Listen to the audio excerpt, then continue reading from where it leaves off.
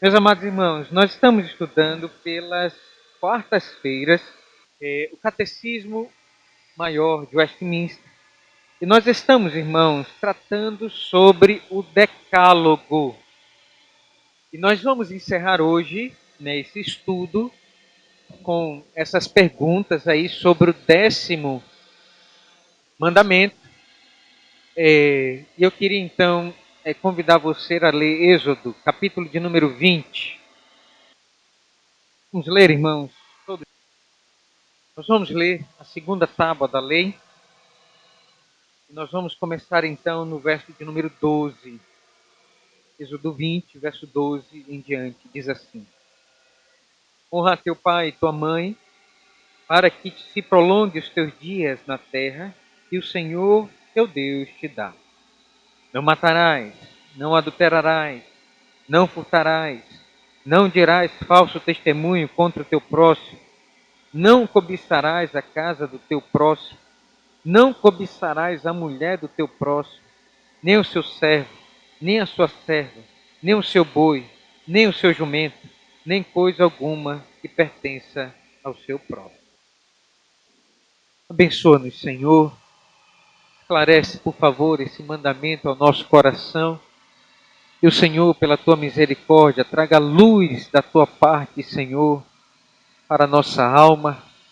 Que o Senhor, por favor, ó Deus, desvende os nossos olhos, para que venhamos contemplar as verdades da tua lei. Essa é a nossa oração, no nome de Jesus. Amém. Meus amados irmãos, esse mandamento, não cobiçarás, é o último mandamento que nós encontramos aqui no Decálogo, na última tábua da lei. Então você vai perceber que Deus, então, tem uma maneira pela qual Ele nos ordena nos relacionar com o nosso próximo. Então, na primeira tábua, Ele vai mandar você honrar seu pai e sua mãe. Isso tem uma promessa: se você fazer isso, seus dias serão prolongados. Mas se você for desobediente, um filho contumaz, filho rebelde, você vai ter os seus dias encurtados. A maldição é o inverso. Nós vamos ver aí então também o mandamento que diz: não matarás. E nós aprendemos então que Deus nos ensina que nós não podemos sair por aí assassinando. Não há, o entendimento aqui é que não há a proibição de não matar, certo? Existe sim a lei de Deus que permite a morte capital, e nós vimos isso, sobre algumas circunstâncias, e alguns países até o dia de hoje, à luz da palavra de Deus, ainda exercem, esse direito, que é da espada, que está dentro, da autoridade civil. Próximo mandamento diz: não furtarás. Esse mandamento nos ensina que a propriedade alheia é privada, é santa. As coisas dos outros são santos diante dos olhos de Deus. Então nós não podemos, roubar o nosso próximo. E nós aprendemos também que, como crentes, já que nós não temos o costume de roubar, nós também não podemos roubar a Deus. Nós não podemos roubar o reino de Deus. Então nós devemos lutar para santificar, a propriedade privada e as coisas de Deus também, não furtando, não nos roubando de fazer o bem, não nos furtando, de obedecer a Deus, não nos furtando de dar o dízimo. Né? Isso é justamente obedecer esse mandamento. Nós vimos então na quarta-feira passada o penúltimo mandamento, o nono mandamento, que é: não dirás falso testemunho. Nós vimos que isso é muito sério. Percebemos que não podemos usar, o nosso testemunho para poder estar falando mal de ninguém. Nós temos que dar um testemunho acurado, sempre temos que estar a par de todas as informações para poder não dar um falso testemunho. Nós vimos então que aqui aponta para, um fim escatológico, é quando nós vemos o Senhor Jesus Cristo nos chamando para ser testemunhas, tanto em Samaria, quanto na Judéia, quanto os confins da terra. Então nós aprendemos, irmãos, que dar testemunho de Cristo é o fim principal, né, de todo crente. Nós aprendemos isso. Bom, por fim, nós chegamos então aqui nesse mandamento, que é um mandamento, irmãos, que exige de nós aqui algumas questões preliminares, para nós entendermos. Em primeiro lugar, há uma diferenciação entre esse mandamento e os outros 9. Por quê? Porque os outros 9, eles podem ser verificados, podem ser fiscalizados, eles podem ser cobrados. Se você adulterar, você pode ser cobrado por isso. Todos estão vendo. Se você roubar, né, mesmo que faça as escondidas, mas uma hora isso vem à tona, você vai ser cobrado. Né? Se você disser um falso testemunho, tem como cobrar você. Mas esse mandamento, irmãos, não cobiçarás, ele é de fórum íntimo. Só você e Deus sabe quando você cobiça a mulher de alguém, as propriedades, os bens de alguém. Só você e Deus sabe. Então isso é de fórum íntimo. A gente não pode averiguar, né, se você está cobiçando algo de alguém. Eu não tenho como saber isso. Então esse mandamento, irmãos, ele não pode ser monitorado, ele não pode ser vigiado, ele não pode ser fiscalizado. Só você vai saber no seu coração e diante de Deus quando você cobiça alguma coisa. Então, em primeiro lugar, isso já diferencia dos outros mandamentos. Em segundo lugar, aqui, uma segunda questão preliminar para a gente entender esse mandamento. O que significa não cobiçar? Bom, esse mandamento, irmãos, que foi dado aos judeus, eles estavam entrando na terra prometida, né? Eles estavam tendo que destruir os despojos, eles tinham que destruir os povos alheios, passar o fio da espada, homens, mulheres, crianças. Eles tinham que matar os animais dos pagãos, dos ímpios. Então, esse mandamento, ele é dirigido, em geral, às posses, aos animais e à mulher do próximo. Em geral, nós vamos ver aqui que esse mandamento significa que nós não podemos desejar as coisas dos outros no nosso coração, na nossa mente. Lá em Deuteronômio, capítulo de número 5, veja comigo, por favor, verso 21. Você vai notar isso. Moisés, ele vai repetir a lei para a nova geração de judeus que estavam para entrar na terra prometida. Aquela geração velha caiu por terra pelo deserto, tinha que cair, passaram 40 anos, e agora Moisés ele vai instruir a nova geração desses filhos de judeus. Ele faz aqui uma repetição da lei. Perceba então, meus irmãos, que ele diz aí no verso 21. Não cobiçarás a mulher do teu próximo. Perceba que diferente de Êxodo, que começa pela casa, aqui ele vai começar pela mulher. E ele vai continuar, ele vai dizer: não desejarás a casa do teu próximo, nem o seu campo, nem o seu servo, nem a sua serva, nem o seu boi, nem o seu jumento, nem coisa alguma do teu próximo. Perceba então que desejar está ligado a cobiçar. Então, a cobiça é aquela que gera em você desejo pelas posses alheias. Você começa a olhar para a mulher dos outros. Você começa a olhar para o marido das outras. Você começa a olhar para os bens materiais, tecnológicos, o carro, a casa dos outros. E começa a gerar um desejo em você. Então isso, irmãos, é justamente a quebra desse mandamento. Quando você deseja ter ou ser igual ou melhor do que os outros. Então Deus proíbe isso no nosso coração. Ele estava proibindo ao povo judeu que ele tomasse cuidado ao entrar na terra prometida.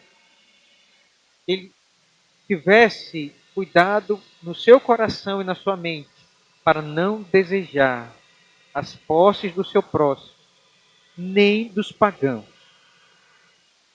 Nós estamos lembrados, né, do Salmo, em que o salmista ele deseja, né, a vida dos ímpios. Os ímpios prosperam mais, os ímpios têm mais, né, fertilidade, parece que tem mais filhos, e parece que a roça, o jardim, né, do vizinho, a grama sempre é mais verde.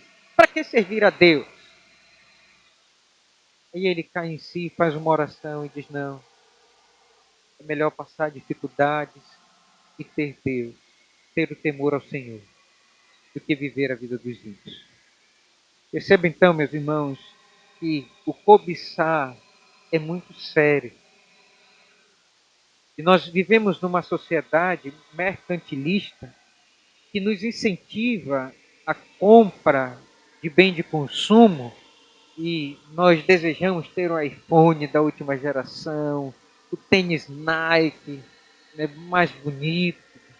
Então, isso vai gerando um desconforto, vai gerando, né, problemas financeiros, mas as pessoas querem ter porque elas cobiçam, elas olham, né, são levadas pelo que elas veem. Então isso gera problemas familiares, problemas dentro de casa, né, e a pessoa então gera uma bola de neve, tentando ostentar aquilo que ela não pode. Isso é muito comum, né, principalmente aqui no Pará.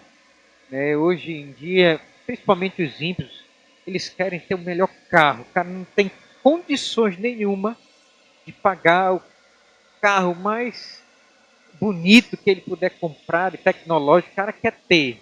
E pega e coloca um som enorme dentro do porta-mala até a tampa. Não dá para colocar mais nada dentro, mas o cara quer sair com o carro, com o som ligado, mostrando que ele tem posses, né, para que os outros vejam e cobicem dele.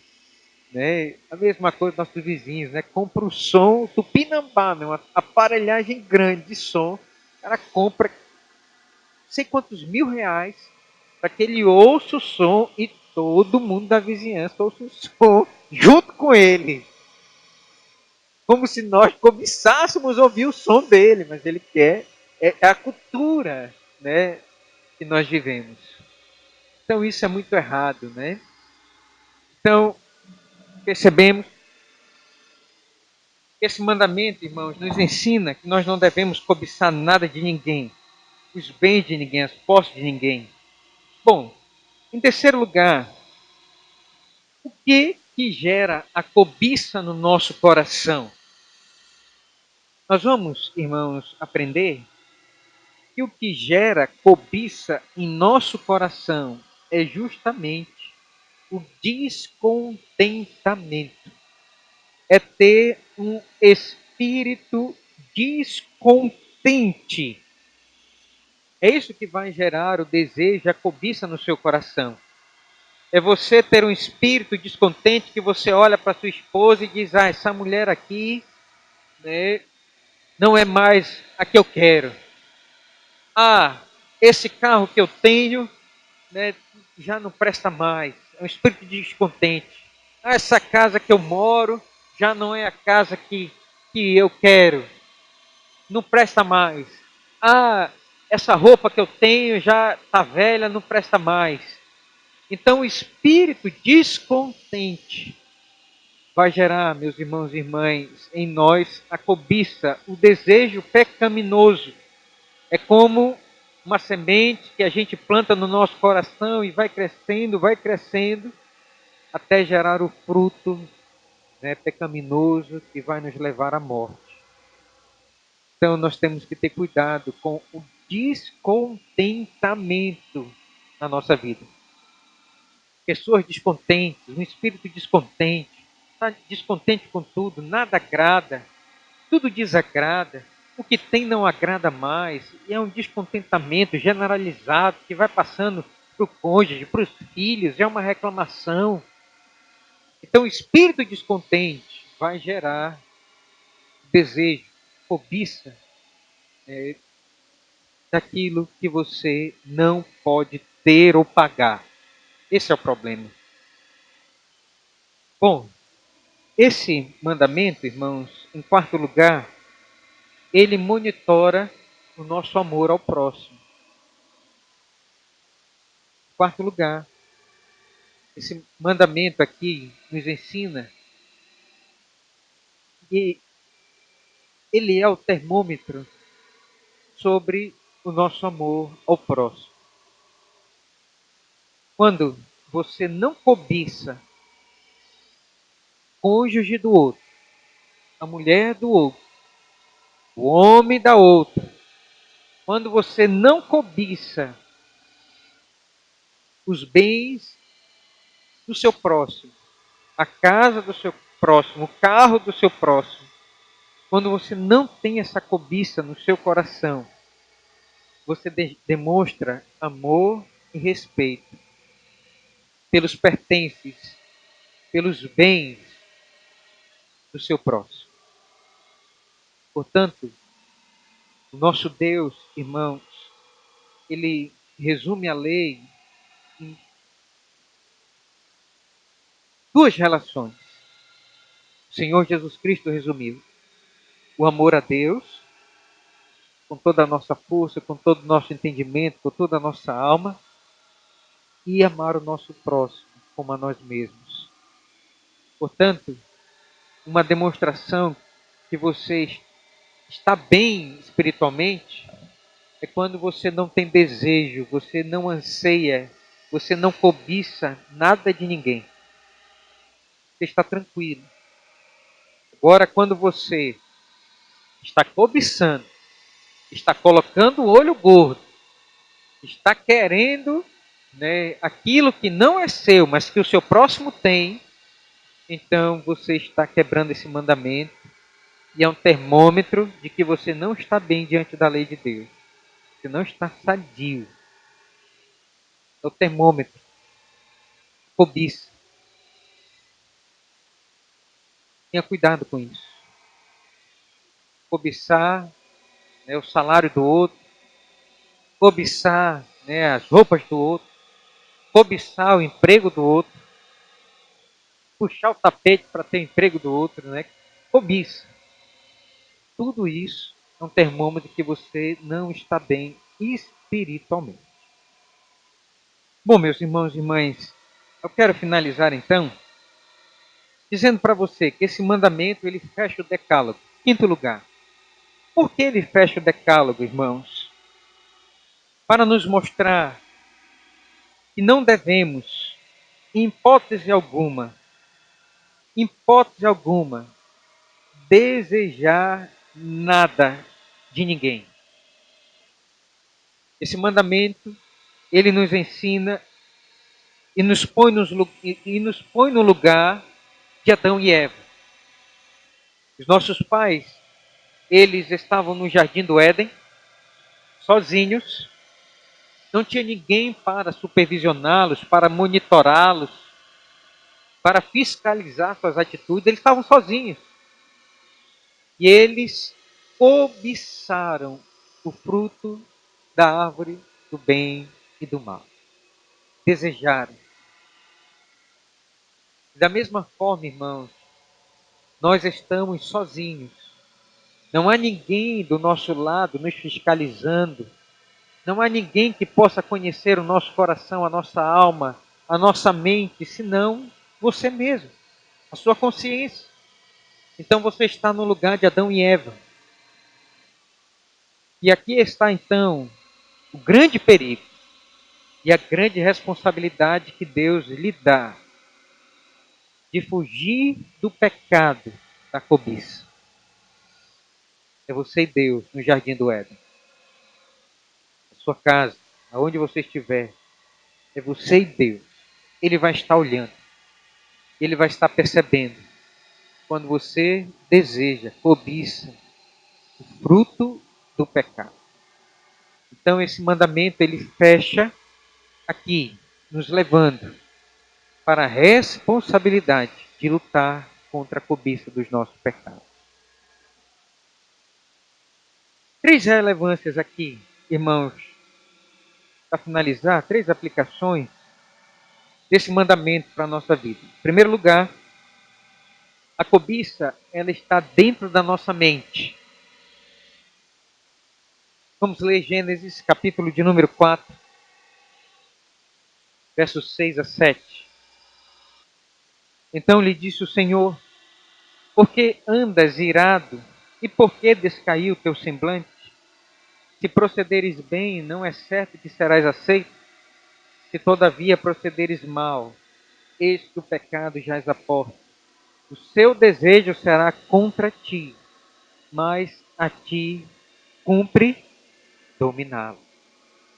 Então percebam, meus irmãos, que Caim matou o seu irmão, invejando aquilo que ele fez, não sendo aceito diante de Deus pelas primícias da sua oferta, mas Abel foi, e ele então irado, ele matou o seu irmão. E Deus aqui vai dizer que o pecado jaz à porta, e o seu desejo do pecado, de fazer aquilo que é ruim, nós temos que dominar.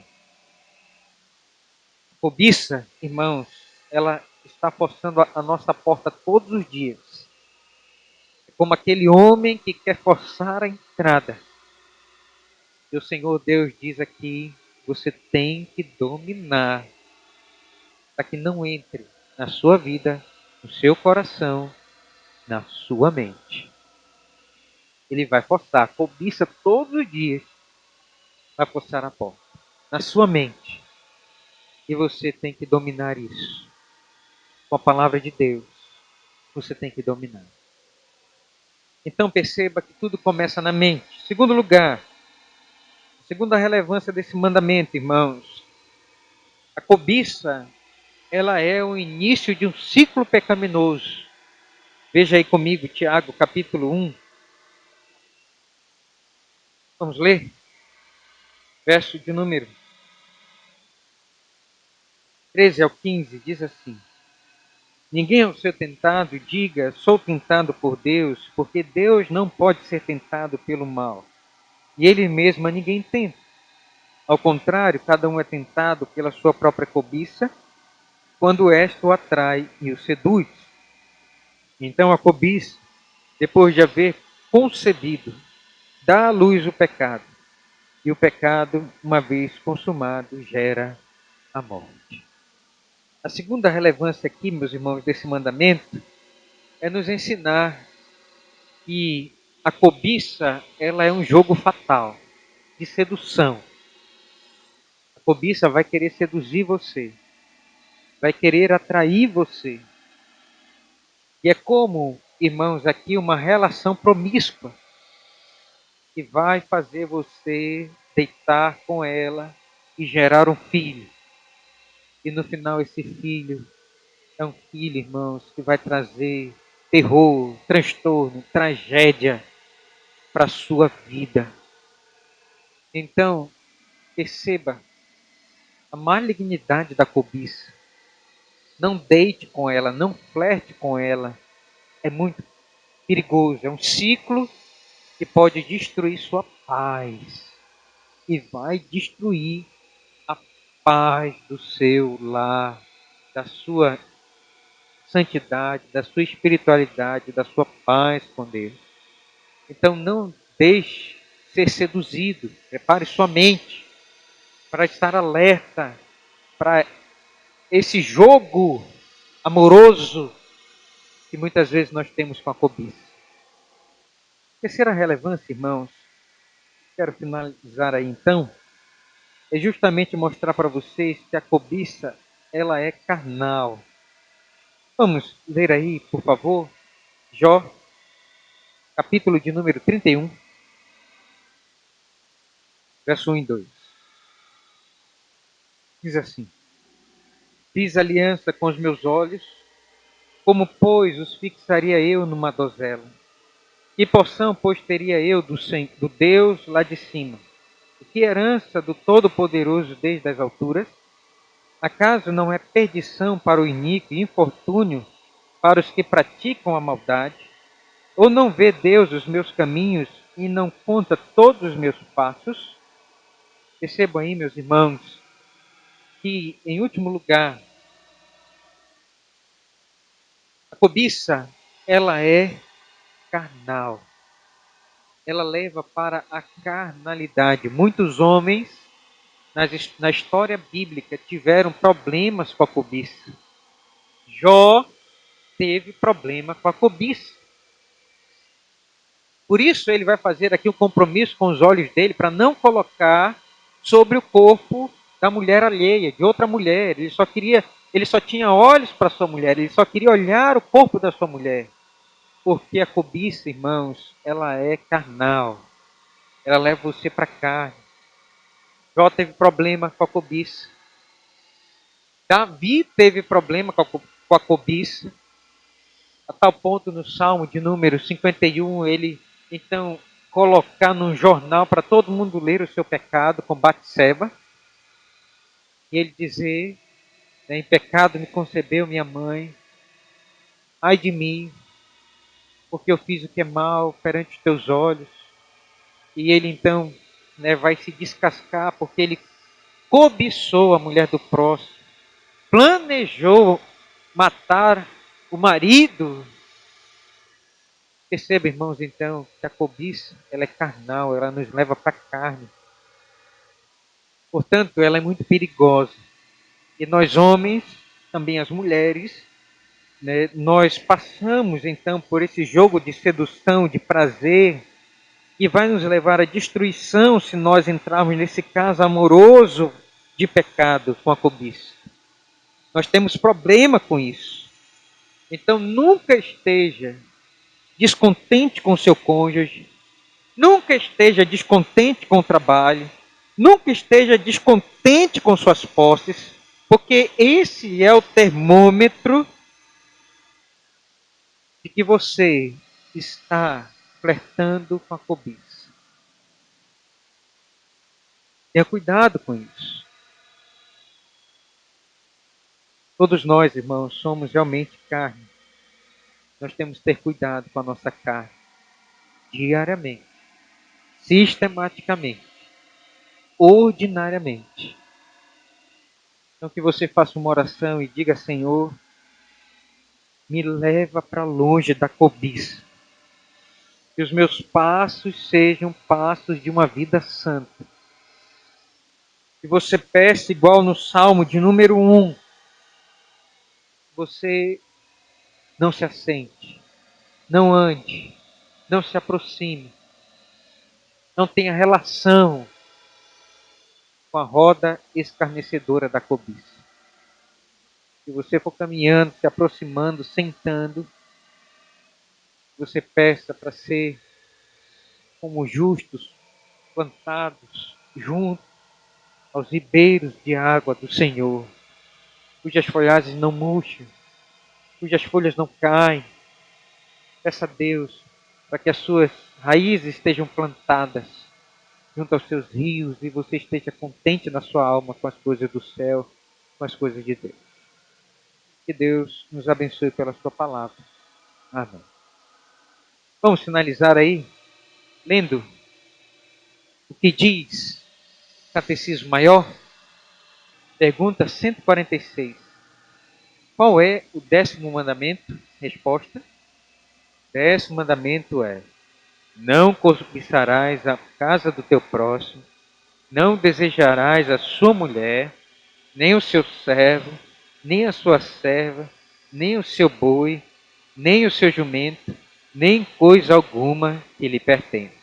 Pergunta 147. Quais são os deveres exigidos no 10º mandamento? Resposta: os deveres exigidos no 10º mandamento são um pleno contentamento com a nossa condição e uma disposição caridosa da alma para com o nosso próximo, de modo que todos os nossos desejos e afetos relativos a ele se inclinem para todo o bem e promovam o mesmo. Percebam então que os seus deveres, irmãos, são esses: ter uma disposição caridosa para com o bem do próximo. Que as suas afeições, que os seus afetos não se inclinem para cobiçar os bens do próximo. É seu dever. Pergunta 148. Quais são os pecados proibidos no 10º mandamento? Resposta: os pecados proibidos no 10º mandamento são descontentamento com o nosso estado, a inveja e a tristeza pelo bem do nosso próximo, juntamente com todos os desejos e afetos desordenados para qualquer coisa que lhe pertence. Não seja descontente, não tenha inveja, não tenha tristeza porque o outro tem mais do que você, nem tenha desejos e afetos desordenados para com o que não lhe pertence. Que Deus nos abençoe. Amém.